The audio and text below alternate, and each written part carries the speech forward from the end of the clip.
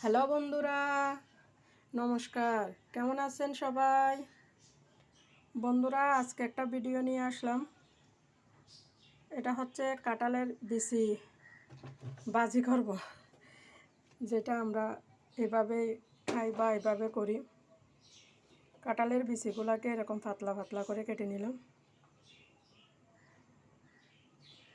তারপরে এটা লবণ হলুদ দিয়ে মাখাইয়ে ভাজি করব।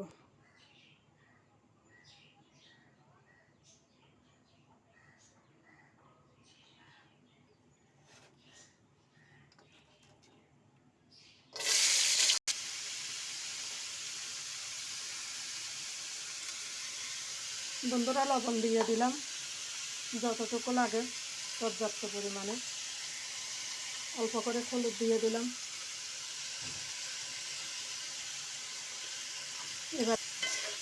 এবার এটাকে ভাজা ভাজা করে ফেলবো। বেশি ভাজা ভাজা করবো না, কারণ এটা বেশি ভাজা ভাজা হয়ে গেলে একটু শক্ত হয়ে যায়, খেতে ভালো লাগবে না। যেভাবে যতটুকু নিয়ম করতে হবে ততটুকু করব। বন্ধুরা, কাঁঠালের বিচি মিষ্টি মিষ্টি হয়, সেজন্য আমি অল্প একটু করে কাঁচামরিচ দিলাম, যেন একটু হালকা ঝাল ঝালও হয়। বন্ধুরা দেখেন, আমার কাঁঠাল বিচিটা ভাজা হয়ে গেছে, কি সুন্দর সিদ্ধ হলো।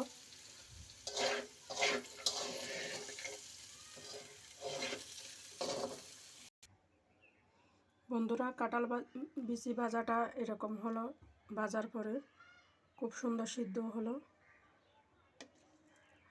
দেখে কমেন্ট করে বলবেন কেমন লাগলো আপনাদের। নমস্কার বন্ধুরা।